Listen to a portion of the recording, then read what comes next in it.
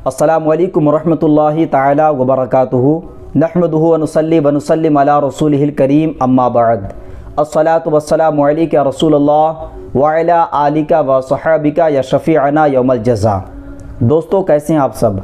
उम्मीद करता हूँ अल्लाह की ज़ात से कि आप सब खैर व आफ़ियत के साथ होंगे और अल्लाह तबारक व ताला की बारगाह में दुआ है कि मौला ताला अपने हबीब के सदक़े में आप सबको खैर व आफ़ियत के साथ रखे।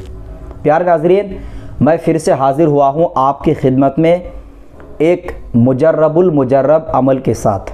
आज का जो वीडियो है ख़ास तौर से उन हज़रात के लिए है जिन्होंने बार बार मुझे रिक्वेस्ट किया कि हज़रत आयतल कुर्सी की ज़कात का तरीका बताएं।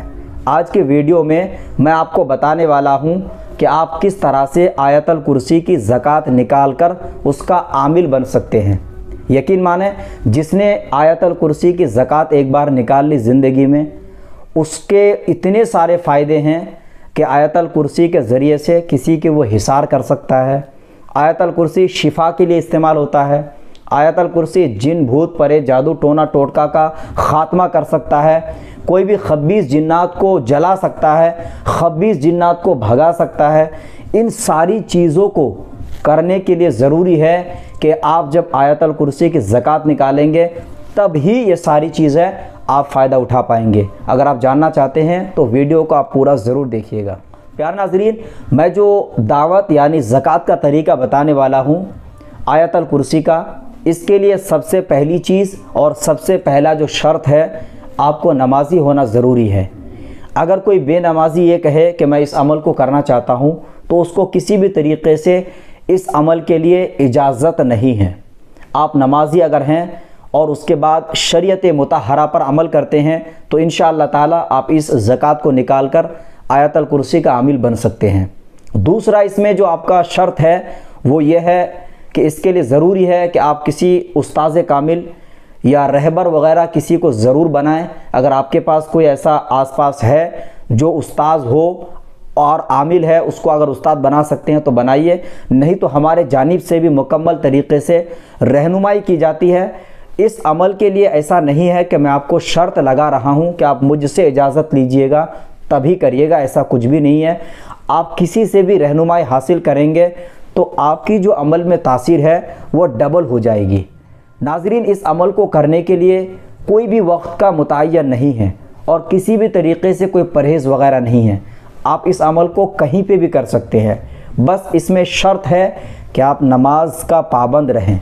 इस अमल को करने के लिए आपको सबसे पहले क्या करना होगा, 3 दिन यानी 3 रोज़ जब अमल को शुरू करें, सबसे पहले रोज़ में क्या करना है, सबसे पहले रोज़ यानी जब चांद निकले पहला दिन आपको इस्तग़फ़ार पढ़नी है। अस्तग़फ़िरुल्लाह रब्बी मिन कुल्लि ज़ंबिन व अतूबु इलैह 1000 मरतबा दिन में जब भी आपको वक्त मिले आप इसको मुकम्मल करें। बेहतर है कि हर नमाज के बाद उसको डिवाइड कर लीजिए 200 मरतबा करके, तो 5 टाइम की नमाज में आपका टोटल 1000 मरतबा हो जाएगा। दूसरा रोज़ जो आपको अमल करनी है वो आपको करना है दुरूद शरीफ का अमल। आपको दुरूद शरीफ पढ़नी है 1000 मरतबा, वो भी हर नमाज के बाद 200 मरतबा करके यानी 2 तस्बीह करके। तो आपका 2 दिन गुजर गया और तीसरे दिन में आपको कुल हु अल्लाह शरीफ जो है सूरह इखलास आपको पढ़ना है 1000 मरतबा। उसको भी इस तरह से पढ़ना है कि हर नमाज के बाद आपको जो है 200 मरतबा करके पढ़ना होगा। जब आपका ये 3 दिन गुजर जाए उसके बाद आपको करना यह है कि हर फ़र्ज़ नमाज की बाद, याद रखें इस बात को कि जब आप इस अमल को करिएगा तो ज़रूरी है कि या तो आप घर पे करिए ऐसी जगह में जहाँ पे आप नमाज़ पढ़ करके फ़र्ज़ पढ़ के तुरंत आप ये अमल कर सकें। जमात जो है नमाज के लिए वाजिब है, ये ज़रूरी है, लेकिन अगर आप जमात में पढ़ते हैं तो आपको जो फ़र्ज़ नमाज के बाद इतना वक्त नहीं मिलता है कि आप इस अमल को मुकम्मल कर सकें।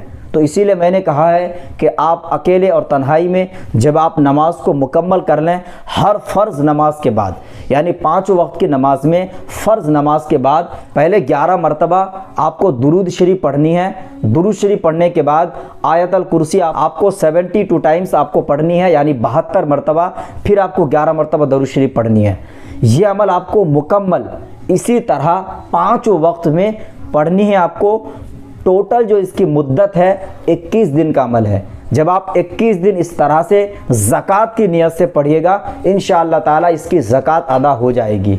जब आप इसका ज़कात अदा हो जाएगी, जिस दिन इसकी ज़कात अदा होगी, यानी 21वें रोज़ में आप खीर वगैरह या जो भी बना सकते हैं फातिहा के लिए, आप आयतल कुर्सी के मुअक्किलात के नाम से फातिहा करिएगा और दुआ करिएगा इस अमल में तकमील के लिए।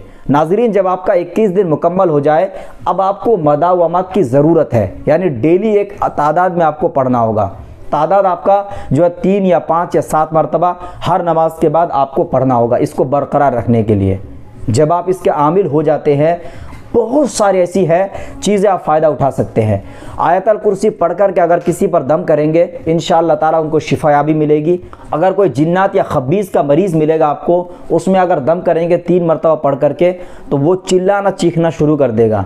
बाज़ औक़ात इसको जब 3-3 मरतबा करके आप टोटल जो है 9 मरतबा पढ़ के दम करते हैं, तो जिन्नात भाग के चला जाता है। इसी तरह आप हर वो काम जो जायज़ काम है, उसमें आप इस आयतल कुर्सी के ज़रिए से फ़ायदा उठा सकते हैं। आपको मालूम होगा कि जब किसी चीज़ की ज़कात निकाल कर कोई बंदा आमिल हो जाता है, उसकी जो फ़वाइद है वो सारी चीज़ें खुलकर आम होने लगती है। नाज़रीन, उम्मीद करता हूँ जैसा मैंने बताया, अगर आप ऐसा करेंगे तो इससे मुकम्मल फ़ायदा उठाएंगे।